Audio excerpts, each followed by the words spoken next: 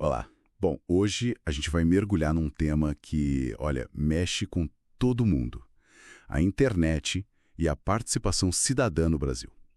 Será que a promessa de mais engajamento, de mais voz, virou realidade?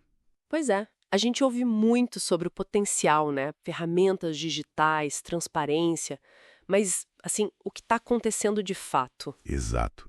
Temos aqui vários estudos, artigos, e a ideia é justamente essa. Separar o que é discurso, o que é, digamos, entusiasmo tecnológico, do impacto real no dia a dia da nossa democracia. É isso.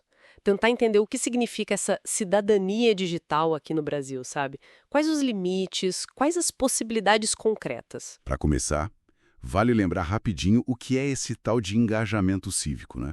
Uma das fontes que a gente viu resgata a origem lá do latim, civis, cidadão. E a ideia da polis, o espaço público, onde a gente age junto. É sobre isso, sobre construir o coletivo. Isso. E aí entram as organizações da sociedade civil, tipo ONGs, certo? Com certeza. Algumas teorias que são até mencionadas aqui colocam essas organizações como espaços importantes de debate, de formulação de ideias, buscando influenciar o poder, às vezes até transformar. Elas são chave nessa dinâmica. E a tecnologia, claro, entra como uma ferramenta com potencial imenso aí no meio. Sim, tem exemplos interessantes. Tipo a DIA, acordo, que uma fonte cita. Usa Big Data para tentar agilizar processos, garantir transparência, até combater fake news na hora de prestar contas. Parecer bom, né? Capacitar o cidadão. Sem dúvida, o potencial está aí. E, de fato, uma pesquisa grande que analisou um período longo, de 95 a 2015, confirma. Cresceu muito o número de plataformas online para participação, tanto do governo quanto da sociedade civil. Ah, então tá tudo indo bem. Mais plataforma, mais participação. Bom, é aí que a coisa complica um pouco. Essa mesma pesquisa de Santini e Carvalho traz digamos, um balde de água fria. Ih, lá vem.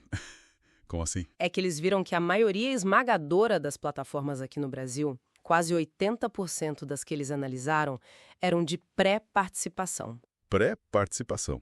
O que é isso? Basicamente, são portais que informam mais do que realmente abrem espaço para influenciar a decisão, sabe? Funcionam mais como um mural de avisos do que como uma mesa de debate com poder real. Entendi. Então é mais para dizer que tá ouvindo do que para ouvir mesmo e levar em conta. Exato. A influência real no resultado final, muitas vezes ou é mínima, ou o estudo nem conseguiu avaliar, porque não tinha dado. Eles até usam um termo forte, participation washing. Participation washing.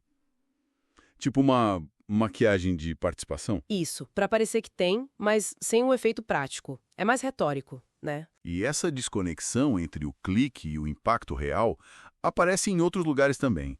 Sim, sim.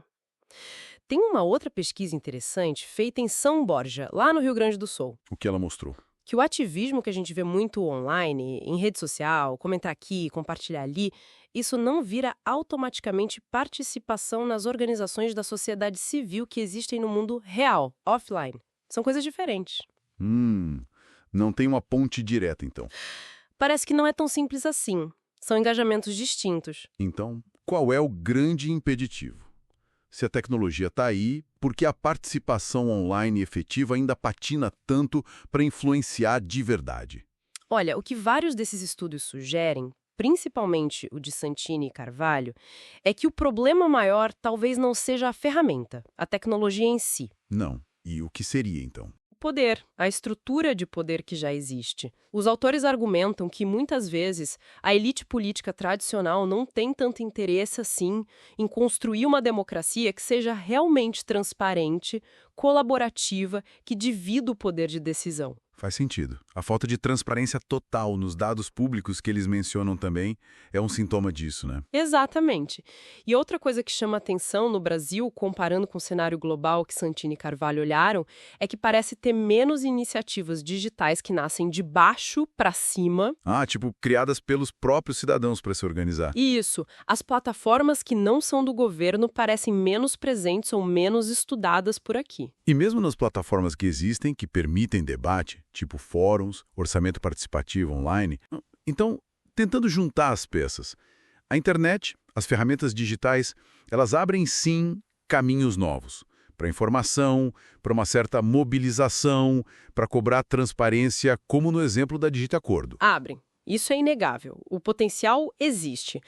Mas, pelo que a gente viu nessas fontes, o impacto real disso na capacidade do cidadão comum de influenciar as políticas públicas aqui no Brasil ainda é, ainda bem limitado. A tecnologia sozinha não está dando conta de furar o bloqueio do poder e da falta de vontade política para colaborar de verdade. Exato. O engajamento online é uma coisa, o engajamento offline é outra, e a influência efetiva nas decisões é ainda uma terceira.